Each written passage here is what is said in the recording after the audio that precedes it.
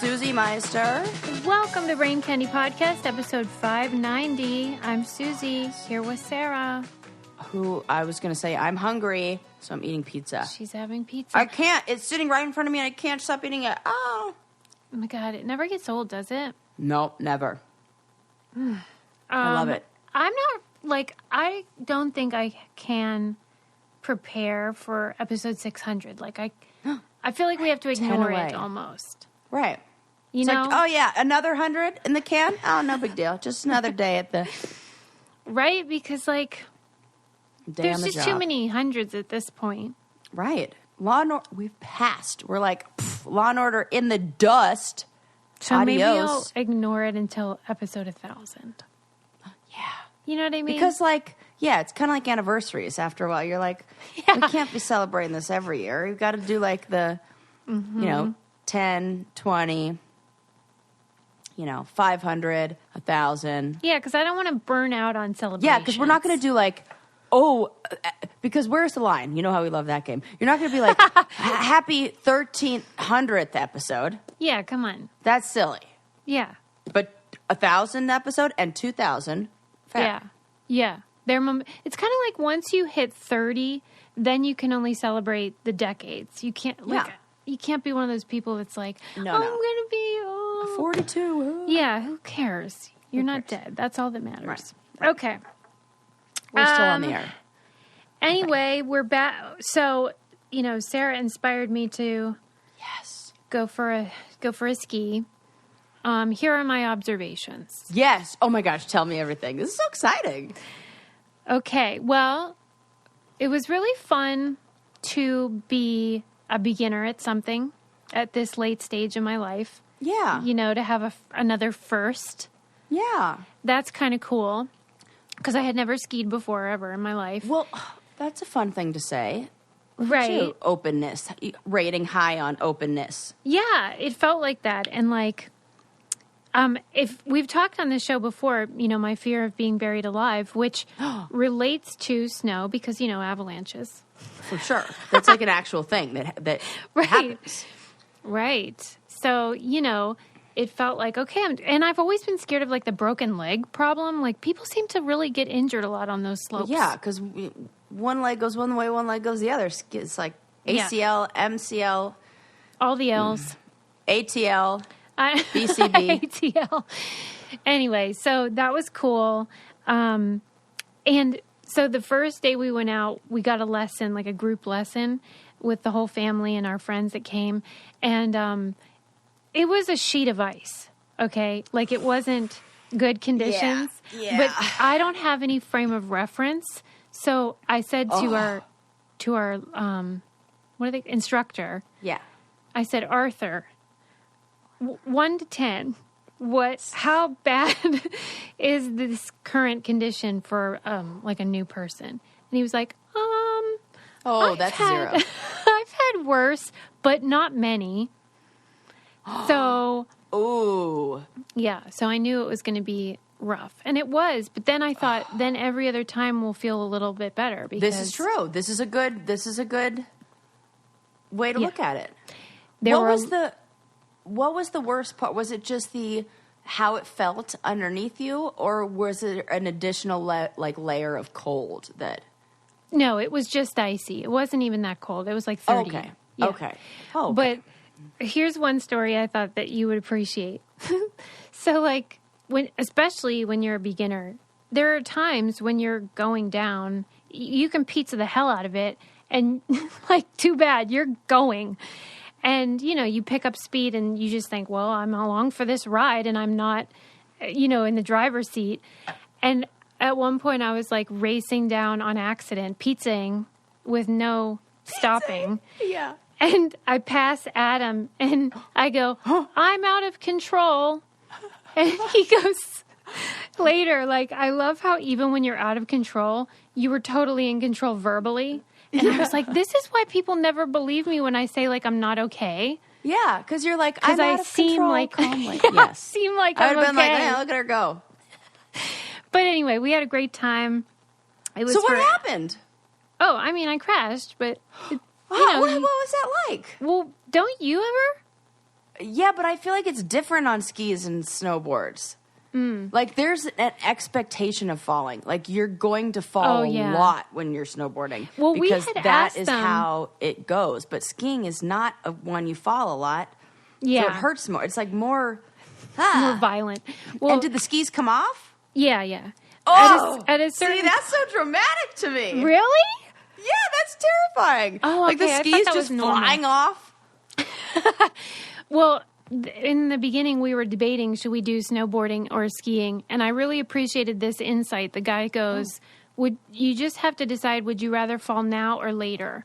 Because with snowboarding, you fall a lot in the beginning. Yeah. But then you kind of get the hang of it and you're okay. Yeah. But skiing, you can pick up the basics pretty quick. But then if you try to get better, you're going to fall more. Yes. So I like that advice. Yeah. I heard on the ski lift, somebody said snowboarding is harder to learn, easier to master. Yeah. And skiing is easier to learn, harder that's to what master. He said. That's essentially it. So that's like a thing now, I guess. Fall now or later. And we picked later. Yeah. That's smart. Smart. Delay the fall. Yeah. But it was great. We had a nice time. And some nice knee braces, and you'll be fine. No falling. You'll be just fine. Yeah, and I kept thinking of you. And where are you sore? I'm not sore. You just went out there and did that, and you're just like not sore at all anywhere? No. Your legs aren't sore. Ladies and gentlemen, Susie, well, it's totally probably fit like human. It probably means I did it wrong or something. No. The opposite. Well, when you're doing it right, you aren't sore. Okay, great. When you're doing it wrong, because you're working with gravity and working with physics when you're not you're letting the skis do the work. Okay. What was the hardest part for you? Well, just making sure Lincoln was okay. If I were out on my own, that would have been one thing. But because, and I'm thinking, is he out of control?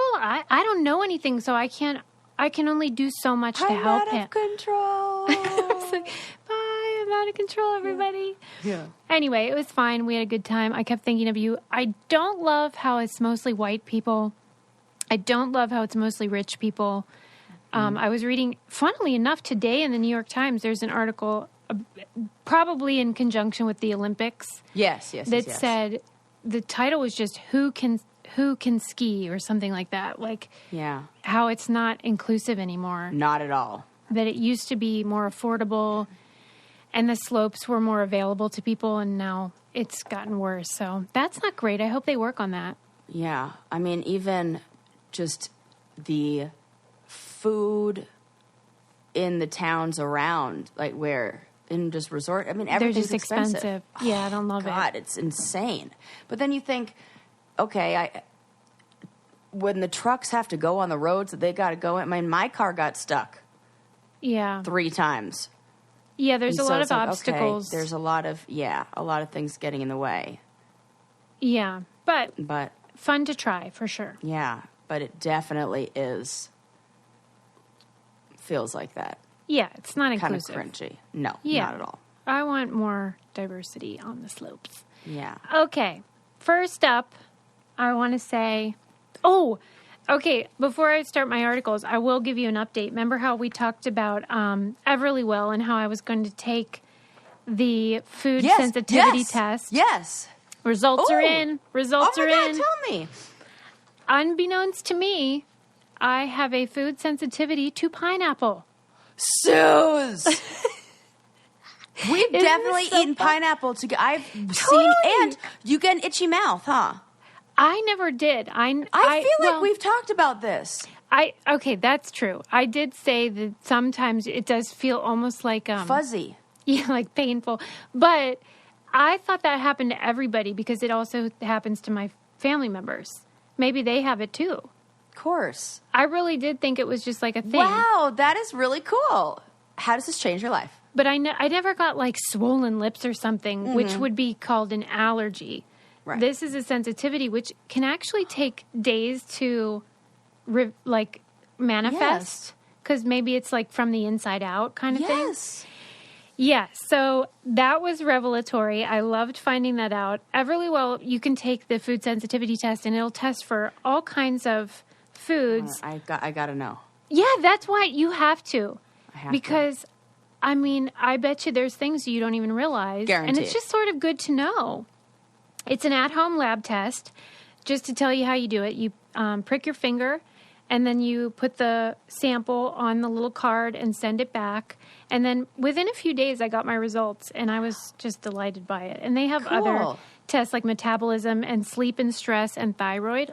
And I think a lot of people have questions about those things. So I highly recommend it. It was so fun to learn. I love that. Anyway, for our listeners, Everlywell is offering a special discount of 20% off an at-home lab test at everlywell.com/braincandy. That's everlywell.com/braincandy for 20% off your at-home lab test, everlywell.com/braincandy. I'm going to have Adam, actually I have the box right here. I'm going to have Adam take it and see what he's allergic to or sensitive to or whatever. Yeah. Okay, so anywho. It says criticism and mean things. What are you sensitive to? Right. Right. That is so true. I wish it did say that. Okay. So there was a great article in The Atlantic recently about baby names. We love these. I do. I know. I was going to say to you. It. Because it's the only thing. What did you tell me? It was like the only thing that you can give somebody that doesn't have a dollar amount but is linked to, it says something like there's a value in it in a way. Right? But there's no dollar amount tied to it. Isn't it a weird thing too how like your mom and dad got to pick what you're called forever? I don't know how I feel about it. It's so weird. It's essentially like naming a dog. And how, like... Here's this thing I own. I'm going to name it this. I think back in the day, there was far less, discussion. Of course. We romanticized everything. They were just like, John, Jonathan, right. Johnny. Thomas. It's like the same name. I know I've said this before, but Peg Meister, my mom, she claims that she didn't know that you were allowed to name your child a nickname. So she only named me Susan, because she wanted me to be called Susie and didn't think you were, quote, allowed to name your baby a nickname Susie. I could see that I recognize it's a crazy thought, but I could see how your mom I could see that. I know. I was like, Peg, who would have enforced that? Right. What's who the are formality? The baby name police? Right. At any rate, the Atlantic article was really interesting because it was analyzing this move towards unique baby names, which we've all observed, not just with celebrities, but with the public at large, and how I love an article that tells you something you already know, which is that people want more unique baby names, but then provides this really fascinating context that makes you see it in a new way. Yeah. So tell me. It was talking about how up until about World War II, it was what we said, where it's like you name your kid after their dad or, a biblical name or a family name. And almost everybody was within the top 10 names. It was like a huge percentage of people were like Mary and whatever. And then that was a period of time, World War II, where it was like everyone's in it together, collectivism. Makes sense. But the further away we got from that and the further move we made as a culture towards individualism, the more the baby name became, a reflection of that. Absolutely. And so one thing that they mentioned that I hadn't thought of was what also happened during that time was that we became a more casual culture and we stopped referring to people by their last names. So it wasn't like Mr. and Mrs. It was more a first name thing. And so then they became more important. Yeah, because you got to have a few, because they're like, Thomas, which Thomas? Mm-hmm. And there are too many Thomas Smiths. The more casual we became, the more focused we were on first names. And so the more we wanted them to be notable. Unique. Yeah. And in the 70s, the data started becoming available to people about what other people were named. And so people became more aware of like what their neighbors were doing and their community was doing. And then in the 90s, the Social Security Administration started releasing that data. You know, every year you see like top baby names or whatever. Yes. And so we as that totally people, affects names and how people see them and what they pick. Yeah. And we started seeing baby names as like the same way we'd name a company, which is kind of gross. Like this capitalistic viewpoint of a human being. And I'm sure we're just going to see more of that because we all are brands now. Oh, it's gross. Absolutely. But the only place where it's acceptable is for like Zendaya. You're allowed. Have that as your name. You don't even need a last name. Yeah, she doesn't do the last name thing, right? Right. I don't even know what her last name is. When she decided that. Yeah, I love it. You're into it. Everything about her. So what is it that you love about Zendaya? Is this just the euphoria thing? No, I like that she just like does it. I don't know. She has like BDE. Yeah, that's for sure. And I'm into it. Yeah, and I she's like very how she dresses. Very stylish. And I love her curly hair. It's just like everywhere. You love everything about her. I know. Anyway, I just thought that was so fascinating and kind of disturbing, but like, let me ask you this. Sarah Rice, would you say that that's a unique name or sort of like... No! Dime a dozen. Sarah was the number 6 name or something like that the year I was born. You don't love that? I think it might have actually been higher than that. Did you ever say, like, Mom, why'd you name me that? Yeah, we had a conversation about names just when I was in Costa Rica, and we were talking about what she was going to name me Daria before the show. No. Yeah, that would have been before the show. Where did she come up with it? I don't know. There was another name that she had. Whitney was the big one because it was going to be Whitney Sarah because she loved that there was a song. Oh gosh, I can't remember what the song was, but she played it for me a whole bunch. No, she did not. But yes, she was like, "This is it. This is why I named you that." Blah blah blah. And we had this whole conversation. Yeah, and it was a good. It's a good song. So there's some song about like, it's like perfect for like what you sing to a little baby inside of you. It's like, "I'll love you wherever," something like that. Oh well, I think Susie suits me. If you could be named anything else, what would you be named? Well, you are only Susan. I mean, you're like the perfect Susie. Susan, no. My God. Except when you're serious, and then it's hilarious. What else would you be named? Was there anything when you were little? Yeah, we Did you ever talked not about like this. Your name? I liked the name Michaela. I really wanted that name. Oh my gosh. I thought that was so beautiful. Yeah. Do you think that's a thing that little girls do now or little boys where when you're playing pretend, I don't even know if they play pretend anymore, but when they, I hope so. If they play pretend, do you think that they not say with my imaginary name's... friends because those are gone. What do you mean gone? Remember we talked about that like imaginary friends are like dying out. Kids don't have them as much. That part I did not remember. Oh my God, I didn't talk about that part because I thought we had already talked about it. Okay, I put a pin in that. I'm going to come back to that next episode because that's another thing. Maybe I just talked about that in school. Wow, that is depressing. Yeah, it's real sad. Okay, but back to that. Okay, but if they play pretend, do you think they say like, okay, my name's going to be Michaela or whatever? Or do you think that that's the 80s and 90s? You know only? what? I bet it's different ages. Really? Because I wonder if there's an age where you're recognizing that who you are, like your identity and your sense of self is being developed. That maybe your name is something where you're like more like I have a baby and I'm naming my baby this, like my baby doll this. And that's so cute. And that would be Michaela instead of like I'm going to be Michaela. Yeah, right. If it's at an age where where it's like, no, I'm Sarah. And this, you know how it's like, I'm a boy, you're a girl, those kind of things. Like, yes, exploration. When we were skiing, the little girl that came with us, Sabine, she has a baby. She loves baby dolls, and she has a baby doll and she named it Susie. Oh, gosh.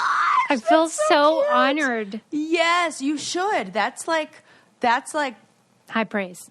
High praise. I She know. basically you're the baby's namesake. I mean, Any hoodles. are you its godparent? I mean, you might have responsibilities. Are you one of those people that if you were to have children, you already know what their names would be? Well, just Anymore? girl. Just girl. Is Eleanor, after Yeah. my grandma, Yeah. Ellie. Yeah. Or Ella, or some form of that. But not the boy. You're like, who the fuck cares? Who the fuck cares? We shouldn't even give him a name.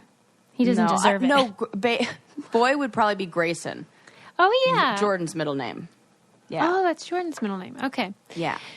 Yeah, names are important. People think about it a Gray lot. is a cool name for a guy. Yeah. I know that a lot of parents now immediately get the social media handles and the emails as soon as they choose the name. Wow. I did not do that, but a lot of people do.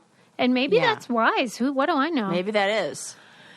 So you don't have to be Sarah Tuesday Sacrifice 13. Is that your first email? No. No. What was your first email? Rip Curl Girl Shut. 3979 Shut up. I'm at so glad. AOL.com. Rip Curl Girl 3979. That's right. What the fuck is that number about? The last 4 digits of my phone number. No. Yes. Stop. Yes. Were I you will a not surfer stop. at that time? I sure as fuck wanted to be. Yes, I was a little bit. I was a poser. I was as my brother says. He said you didn't so much surf as you had a flotation device in the water. But every now and then I would hop up on it and I'd do a little something. That's real cute. I was in like the surf club when I was in high school for a minute. Well, maybe you could take your little flotation device and dive into the old dip sea. You know what I mean? Oh, yes. By the Yeah. way, before I launch Surfboard. into Surfboard. that, somebody messaged It's a us and was Beyonce like, reference, and you guys. I want Sarah to read one of the sponsor things next time. So, like, we have to plan it. I have to send it to you, and you get to, like, insert it. Oh, You have I'm to already do- nervous. Yeah. I'm already nervous. You have to do the transition. And then you have to respond. Okay, but regardless of who's saying it, Dipsy's awesome. I was just thinking about Dipsy and what a cool service it is, because there aren't a lot of things that are really geared towards the needs of people like us who want right. maybe a sexy story or like a soothing, like erotica without shame and like I mean, I weirdness. just want my biggest sexual organ stimulated, which is my brain. Oh, it's so deep. I know. Yes, Dipsy will do that for you. It is a really cool app that will maybe tell you a bedtime story or get your motor running or get you prepared to be with your partner. Maybe you want to wind down. Whatever you want, they got it for you. For listeners of the show, Dipsy is offering an extended 30-day free trial when you go to dipsystories.com/braincandy.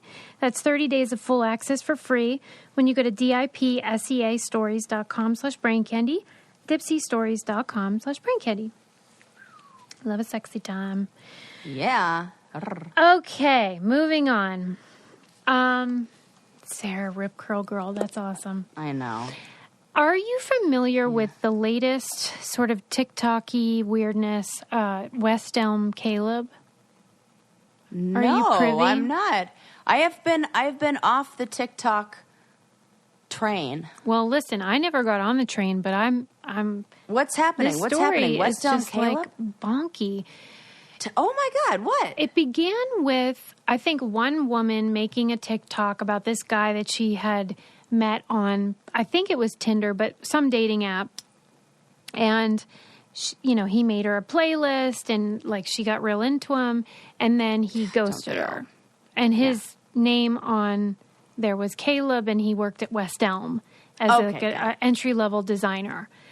Yeah. And then over time, more and more women kept making these videos saying, like, I matched with West Elm Caleb, and he ghosted me too. And it became this sort of groundswell Oh my God. I love this already. Okay. So people were getting real worked up and being like, what is wrong with him? Like, and they were kind of comparing notes. Like, he sent me this message, and then another one would be like, he sent the same thing to me. Why are you worked up already? This is just proof that all women are weak to the power of a well-decorated apartment. Right? We just love nice furniture. That's it. We saw a couple pictures in the background that looked like you had a nicely organized apartment because you freaking work at West Elm. You design and man, I also have fallen for the well decorated apartment. Okay, continue. Okay, so it grew and it grew. And then it became this sort of advocacy thing where people would be like, if you're out and you see West Elm Caleb, like, give him the business or whatever. And then it kind of got out of control, and they were, like, doxing him, and they were writing to West Elm. Like, oh, for Pete's sake. Right. Like, okay, he ghosted you, and maybe he wasn't very nice, or maybe he's a jerk or whatever, but, like, why are we trying to ruin his life? Right. This is a pile-on. This is ridiculous. Yeah, and it kind of, he had alluded to some of them that he wasn't, doing well. And so when you're not doing well, you might be inclined to ghost people and maybe, like, play around on these apps for your own sake, whatever. Yep. External validation. And as these things go online, then there's the think pieces where people are like, here's what I think of West Elm Caleb. And this is just like a regular guy on a dating app who maybe isn't the nicest. Yeah. And so two articles that I read, one was in the New York Times, and the title of it was, If Everything is Trauma, Nothing is Trauma. And it was exploring this thing where people are now using therapy speak and jargon meant to designate actual traumatic experiences. Correct. They're using them incorrectly or imprecisely, at least. Yes. To describe maybe you got your feelings hurt or, you had a bad day. Because they were using the phrase love bombing, that he would love bomb them, which originated with domestic abuse. That is used in the context of a cycle. Yes. And it only makes sense in the context of that cycle. The other things are just being romantic. Right, but see, this is the thing. And in the article, it described it as, I think they called it semantic creep or something that said how language sort of moves fluidly. And yes. It's not great. And it's so important, Susie. I mean, I would say if I were my own client, I would be so annoyed with how often I interrupt and say, okay, let's think about that word you just said and how you used that. Because words matter, but there's a point to that. There's a reason. Because when we say to ourselves, like, I'm traumatized by this. Yeah. But what we mean is hurt. I had an intense emotional response that then felt uncomfortable, and I don't know how to sit with that feeling. That's different. There's like a file in our brain for every word that we have. We are a collection of our experiences. We, define things by our experiences with whatever and the connections we make with that. So if you go to your file cabinet in the brain and you pull out the file for trauma and you open it up and it has like, PTSD and things that you've seen on and read about that are just like horrendous and things that we absolutely label as trauma. But then you're using that same word for when somebody ghosted you. Yeah. You're going to use the wrong file for that situation and be applying the wrong definition. Like your brain, you can't do that. Yeah, so it was saying, like, he was accused of love bombing them, and then, of course, they would use the term gaslighting, which people misuse all the time. All the time. If someone lies to you, it is not the same as gaslighting, okay? Right. And then they would refer to themselves as his victim, which I think is related to how these are probably the same people that are very into true crime, and so they, they internalize this language. I can see this. And then it's the yes. They called it like a shared trauma over this guy. No. I love how mad you are. Because it's just, I can see it. What happens is the same as like, it's the same as, well, really like the flat earther people or anybody who, like that, who hop on one idea and then the thing they get more excited about is the attention and the feeling of connection and camaraderie and shared experience with these other women than whatever happened to the guy. In the same way that the feeling of connection and togetherness from people who have a shared belief, however crazy it is, becomes more important than the actual belief itself. Mm-hmm. Right. And I think at some point, maybe immediately, but definitely eventually, people kind of forget that this is an actual human being. Maybe he's not the kind of guy you want to marry or date, but like that doesn't mean we ought to get him fired and all that jazz. And then it does, for me, overlap with the way that people can now sort of conflate real life with online life. And absolutely, they get very invested in like, even, do you notice with us, like people on the challenge, so-and-so doesn't follow this other cast member anymore. Like, or who the fuck cares? They become like these armchair detectives and they like stir shit up and like, it's kind of weird. Yeah. And come to a crazy conclusions with very little actual information. They do a lot of mind reading. Yeah, and they start policing people's behavior. And like, it feels to me like an evolution from like, okay, there were tabloids, print tabloids that actually had editors and, even though they were garbage, I mean, they had writers and editors and stuff. And then it went to TMZ. So it became like a little more democratized or whatever, where like, it's of the people. Yeah. And now it's just like social surveillance where we're all doing it. And we're all like, we're all the guards and the prisoners in this. That's actually really terrifying because I feel like that's just a hop, skip, and a jump from like this constant like surveilling like, somebody else. Yeah. Yeah. This like, okay. And I think a lot of it is well-meaning. I think we saw that with like the Gabby Petito phenomenon where people were like determined to solve this mystery. But in my opinion, they're doing more harm than good. Yeah, I agree. Like and also, go ahead. What were you going to say? Well, I think sometimes maybe a person would be able to provide some sort of insight to investigators that might be valuable. But in general, your Googling is not going to be like the thing that solves Gabby's disappearance or whatever. And this isn't a crime that took place. This is not anything like that. Let's bring it back to like the reality of the situation this is a bad date at best. Or at worst. I guess at best it's like a guy who has a lot of insecurities and some social anxiety. And here's what I think about what this kind of feels like to me is, in the same way it's not like helicopter parents. It's like those steamroller parents who like clear the way and like take away all the problems. Mm-hmm. Oh yeah, snowplow. Snowplow. Yeah. I see it when you don't live in a snowy environment. It's a steamroller because it's the only thing that I have. I had no frame of reference for a snowplow. I'm like, what's a snowplow? What's this thing in the back of my car that looks like a squeegee? Okay. I feel like this is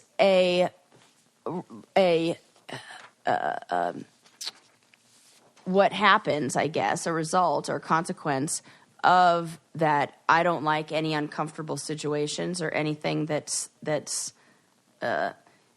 the only way that we can grow and the only way that we can, especially in relationships, and the only way that we can work on better communication or how to recognize red flags is to actually be in these situations and go through this stuff and have like a testing ground for it. So what these women are really saying is, I wish I didn't have that experience where I learned how to recognize red flags, or I learned about behaviors that I wouldn't like in somebody else. Yeah. This is a you thing, ladies. Like, what? I mean, I feel like... But do you think, as a woman dating and on an app... And somebody who was ghosted. And someone who has experienced ghosting... Yeah. Can you see how maybe they are so fed up with whatever's going on? I don't know, because I'm not in that world. Is this a phenomenon where women have had it? And this is their way of feeling empowered or something? No, because I haven't been, I mean, I don't feel any sort of empowerment comes from that. And I don't, I mean, I get together with my friends who are also single, and we talk about how, like, frustrated we are and how it's like, oh, God, I got to take a break for a bit and this sucks. Okay. But we never look at it as, like, there's anybody to blame for it, or that it's, if only there wasn't West Elm Caleb on here, then I would be okay. Right, then you would find true love. Then I'd find true love. No, okay. It's like, and I feel like anybody who has, you know, you've got to learn to have kind of good radar for this and think, would you want to be with somebody who ghosted you? No. Mm-hmm. What the fuck are you going on dates for? To learn who you don't want to be with, right? And like find who you do want to be with. Yeah, I say good riddance. So you're upset that one person didn't make the cut? Mm-hmm. Move on. I got a whole bunch of other ones who didn't too. Maybe these gals need to sign up for BetterHelp and talk to somebody. There we go. And I think it is. They just need to vent a little bit, and they also need to maybe work with the therapist on like what's within their control and what's not. Exactly. That's what you BetterHelp can can do do that. on BetterHelp, because it's licensed counselors who specialize in everything you can imagine that can help you deal with grief or stress or family relationships or whatever it is on your mind from the convenience of your own home or wherever you may be. I think that's a good thing. Something we Much could all needed. use. Yeah. Everybody needs someone to talk to. Yeah. And the people who think that they don't need it the most. Isn't that the truth? In my experience. Right. It's how I say, like, all the wrong people have imposter syndrome. It's like all the wrong people, you know, think they don't need therapy. But we all do. That's the truth. And they want to make it easier for you. It's affordable in-person therapy. If you, it's more affordable than in-person therapy because you can do it from wherever you are. And this podcast is sponsored by BetterHelp, and Brain Candy listeners get 10% off their first month at betterhelp.com/braincandy. That's BetterHelp.com/braincandy. Over 2 million people using it. That's a lot of people. Yours truly included in those. That's right. I love it. Because even a therapist needs a therapist. Oh, I love talking to people about my problems. It's my favorite. I can't just talk to Susie. Come on. I only have 2 hours with her. Well, and I'm not very helpful because half the time I need more time on that. And I need them to pay attention to me. Any hoodles. I don't know. That was food for thought for me. So, yeah. Because I see it all the time. Anytime someone says they went down a rabbit hole, which we all do. I mean, online, it can be real fun to, like, see what you can find about whatevs. Yeah. But sometimes I'm like, maybe don't do that. Okay. Definitely don't do that. Here's a fun fact. I just want Caleb to make a statement. I am curious about how he's doing. Thank God he's silent, because if he weren't, it would become a thing, a bigger thing. Oh, yes. Okay. Fun fact. Fun fact. Really don't have much to say about it besides I just learned through Adam that in England They call it the hokey cokey. What? And that's what it's all about. What? Why? Wait. Yeah. Next thing you know, you're going to tell me you put your left foot in and then your right foot. Right. Why? Okay, first of all, to be fair, I looked it up on Wikipedia. Hokey cokey. I looked it up on Wikipedia, and they were the originators, so we're the ones that are doing it wrong. Sorry, but it also sounds like, guys, I got a new drug dealer, and let me tell you, stuff I got, hokey cokey. Right? I was like, sounds cokey? like bad drugs. He started singing it, and I'm like, what do you mean cokey? What are we doing here? Are we doing a variation on hokey I'm pokey? like, excuse me, what did you just say? Stop! Yes. And so, like, what? Number one, Sarah's got a theory, please. Why would we have changed just one letter? Everything else is the same. Hokey cokey. Hokey cokey. Hokey pokey. Tell me why. What? Fucking A. Hokey pokey, and you turn yourself. Like, were we offended by the cokey? Does a cokey, is it a reference to the king? And maybe we were like, screw that. We were like, You poke that. Hey. Right. I don't know, man. It's super weird. I need to know. Do we know? I mean, that's what it's all about, but is it? Is that what it's all about? what is Cokie really about? If somebody has insight, please let me know, because it is bothering me. Why in the world that would be the case? We would just change one letter. There you go. Okay, I read. Well, now I want him to sing all children's songs, and I'm like, what? It is enjoyable. Where'd the Itsy Bitsy Spider go up? It's so funny. Like, even all these years later, there will be something that comes up like that with language where it's just a head scratcher. Yeah, like, so close, but so Say far that away. again? Yeah, nope, that's not it. Yeah, it's very charming. so close, but so far away. That's cute. Okay, You do the hokey cokey, and the real question is, what is Lincoln going to sing? that's so true. That is so true. He has a lot of YouTubers that he watches that are also British, so that's been reinforcing some of the. I love this. One of my favorite Lincoln moments was when he was about 2 years old. He was just learning to talk. Yeah. And maybe he was a little older, maybe 3. And, I don't know, whenever your kid was learning how to talk like this. And he would say water like Adam. Yeah. And we'd be like, oh my God, that's so cute. Yeah. So there was a day where he was standing right next to Adam. And you were like, hey, Link, say water like Daddy. And he goes, ask him to say it. He had enough of that party trick. Yeah, he looked. I was like, if that isn't Susie's kid, I don't know who is. He's right there, dummy. He was like, yeah, that's exactly what he was like. He's right there. Ask him. Yeah. And you were like, that's fair. It ran its course. I did say it how Dad say it, and you're like, why didn't you ask me? Ask him. He's right there, dummy. I've been trying to find the video of when he would do an impersonation of me and Adam saying water, because that was like, it was so short-lived, and I didn't appreciate it enough at the time. Right? Water. So cute.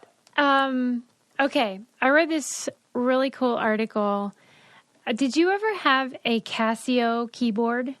Absolutely, I you did. I knew it. I bet if you were to play the song, like the first note, you know how they had the automatically program? Oh, it's so good. I'm getting all the feels just thinking about it.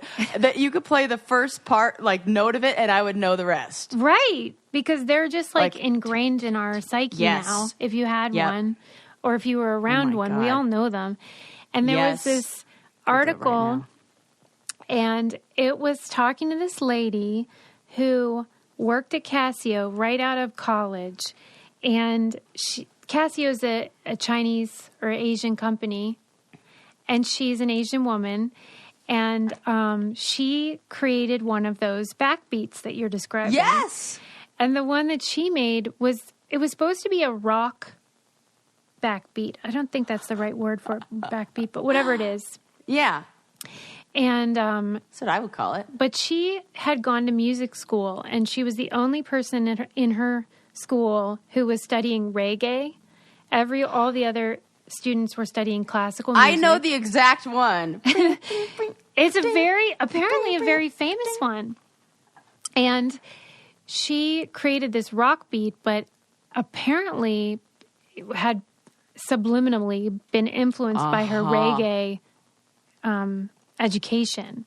Yes. And it became Makes sense. a huge hit in the Caribbean.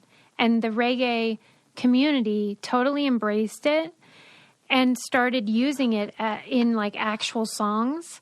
And Casio had never trademarked or licensed or whatever. Oh, yeah. And so anybody could use it for free, and that was fine with them, and they thought it was good for the company. And so it started getting played on actual reggae hits. And it's just this cute little Asian lady that wrote this very popular reggae track. And hell yeah.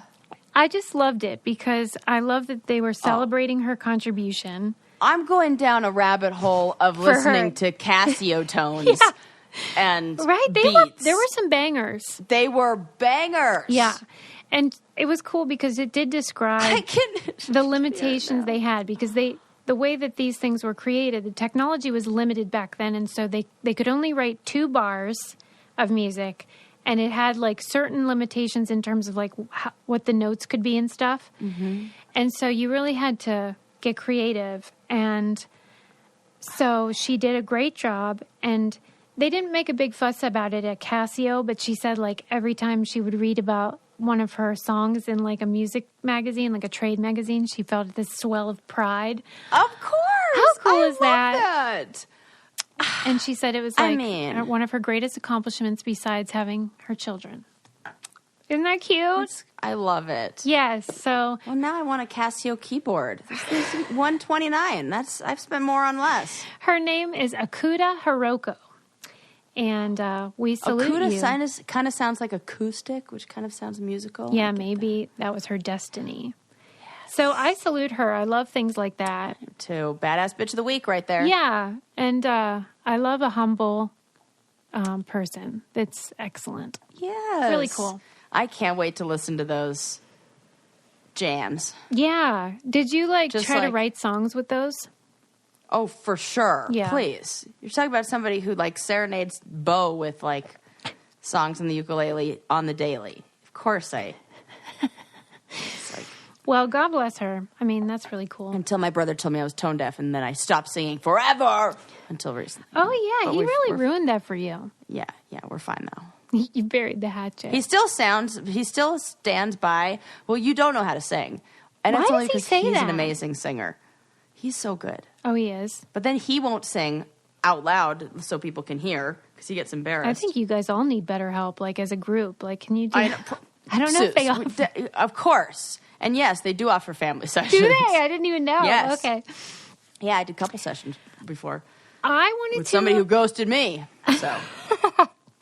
I wanted to ask you your opinion about the forthcoming, maybe it's out by now, Pam and Tommy series that they're creating. Yeah. I want to watch it. Tell me why. What interests you about it? Because I was too young at the time. It was in the dawn of my sexuality. Yeah. Were you into her or him? I was into they seemed like something so rock and roll. Yeah. And so taboo. It seemed exciting and fun, but so out of my world and outside of it was wow, that's real grown up stuff.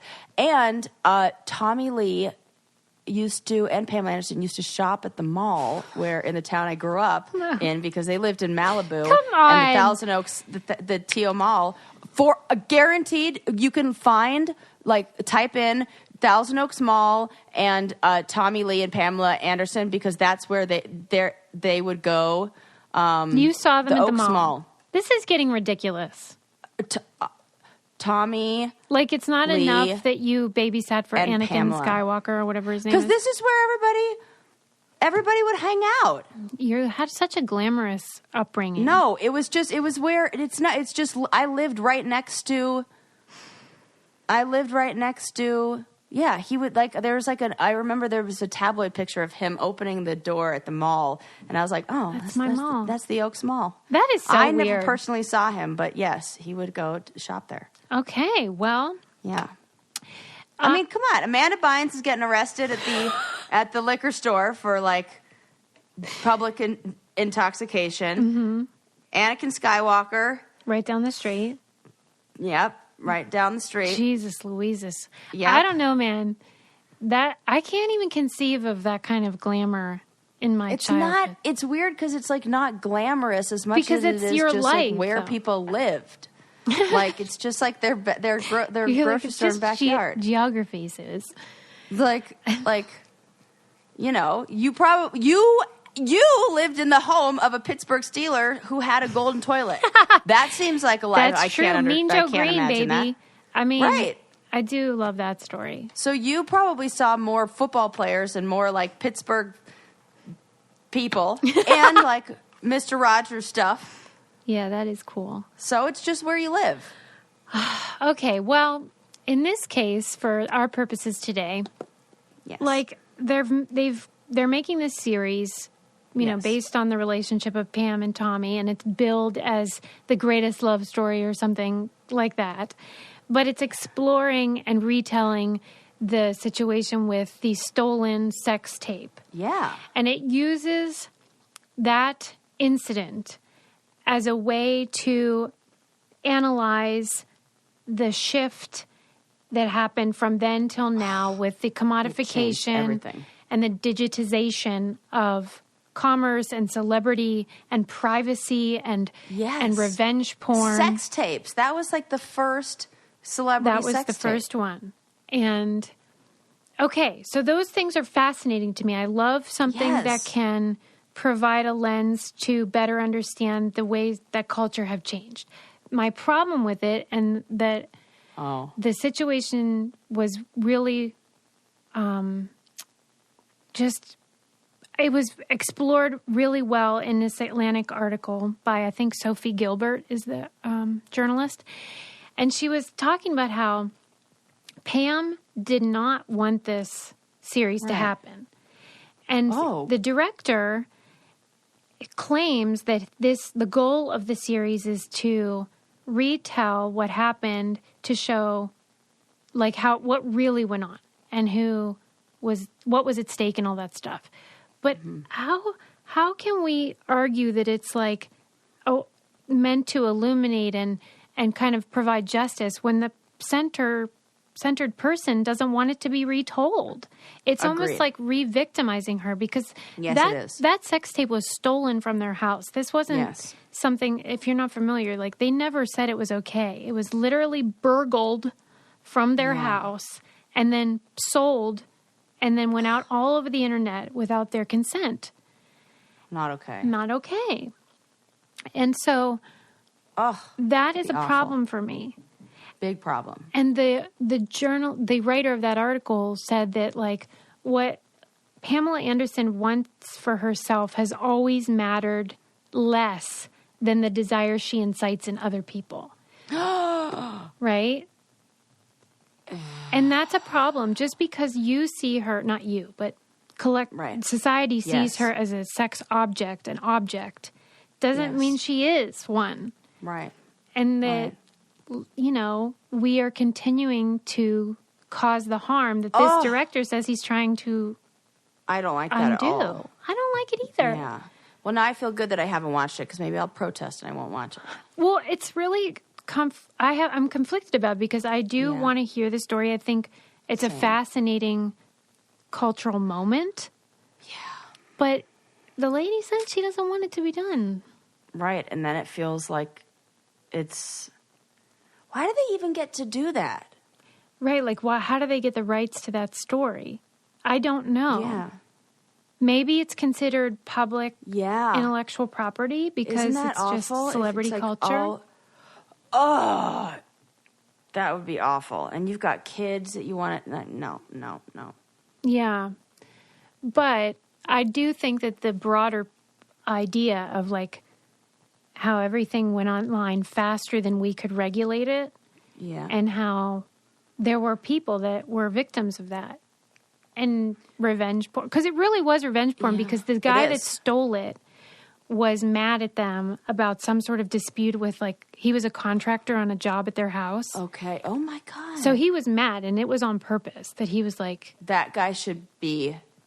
Yeah, I don't know what happened to him. Like if in he... prison or something. Maybe he did. At least, like, serve some time. Something like that. Revenge porn is like... Oh, I think that's so awful. Have you ever seen the video? No. Me neither. Yeah. But I don't like to... Like, if somebody doesn't want something seen, I really like to respect. I don't like, I don't have any voyeuristic, like, none. I think a lot of that comes from feeling like, so I was so exposed, like, on camera for so long. I always have this feeling and this fear that I'm being videotaped or watched or something like that. Really? So I'm oh, yeah, like, I can't shake it. Like, you know, like right now, I'm like going on dates. I'm like, not like all the time, but like if I'm going on a date to somebody's house, like if I'm like, you know, it's gotten to the point where like, oh yeah, maybe I'll come over. I'm nervous. Like I'm thinking, is there a video camera? Wow. I can see why. Yeah. And then you date tech guys and you really start thinking that. And do you just like hope for the best or do you actually say what something? The fuck you're supposed... No, I don't, because that makes me sound crazy, I think, but I haven't. But why wouldn't I have that feeling? That is a good point. Dang. Okay. I know. Right. Well, buy one of those do you things think that that'd be more room. likely? Wait, what can you buy? Like I don't know, are there those little like detectors that like see if the room is bugged and you can like scan the room? If there so. is, I'd like to put that on my birthday wish list. Amazon wish list or oh, not Amazon. Right. Mm-hmm. Okay. Well, so do you think that because you're somewhat of a public figure that would be more likely to happen or less likely? Or the same? Oh, same. Oh, wow. Yeah. I never thought about that. Yeah. And I dated a guy who worked for Homeland Security, and I was dating him while I moved into a new place, and he was like, so did you check the house for bugs? And I was like, funny you say that. I saw like a palmetto bug or like I was talking about actual bugs. And he was like, oh, no. Yeah. He was like, honey, I'm not talking about those bugs. I'm talking about cameras and stuff like that. Did he say how to check? He's like, you can get one of those machine things, one of those little detectors that's like, yeah, I know, right? Okay. Makes me want to take one to every hotel room. It's like, mm-hmm. Dang. I don't know. Right? All right. Well, there you go. Good to know. Yeah. Okay. I'm just going to leave you with that. Are you interested, or will you see the new Jackass movie? I probably will see it. Tell me about your relationship to Jackass. I think it is so funny. You're into it. I will say it is funny. I do think Johnny Knoxville is a smart guy. Definitely. Like, I think he's a genius. I think he's really... And he's also really freaking cute. Very handsome. I have a thing for Johnny Knoxville. I can't help it. Yeah, he has real sex appeal. Yeah, he does. Mm-hmm. And that movie, I watch... like, Jack... I don't... Did I see number... I've seen all of them, I'm sure. But there's a lot of that movie that I have to watch through my fingers because people inflicting pain on themselves is... it's visceral. I can remember now, one of the most painful experiences of my life is watching... sitting in the theater and watching the men of Jackass give themselves paper cuts in the webbing of their finger and the webbing of their... That is sick. I was like, I can't. Reaction. You know, it's funny because you have it about physical stuff. I actually get that reaction watching Curb Your Enthusiasm when he does something cringy. Like, mine's more about, like, emotional and mental stuff. Where I'm like, don't do it. Don't say it. Don't do that. So we get the same feeling. I have never really been, like, a huge Jackass fan or anything. But, you know, I was on MTV at the same time. So, of course, I saw some of it. Yeah. But there was a great article I wish I could remember the outlet, but it was about it. The title was "Jackass Made Me the Trans Woman That I Am," and it was really interesting to hear the point of view of a trans woman who said that when she grew up watching it, she really appreciated that they turned. You know how at that time the phrase "no homo" was so popular, like where men would use it as a way of saying, like, I have affection for you, but don't get it twisted, like I'm not gay. And she said that they turned it on its head because they were so homoerotic. They were always like wearing thongs and like they were gayest show on TV. Yeah, and they became gay icons and they were forcing. The name of the production company is Dick House Productions. Yeah. Like... Yes, and that they sort of forced straight white male American teenagers and young adults to like engage with gay content. Totally. Maybe even unbeknownst to them. Yes, I totally agreed. I love it. And it just made her comfortable with this like fluidity between the way she was born and then the way she identified and ultimately transitioned. And I was like, boy, I did not see that coming. I did not know this article would be something that I would read.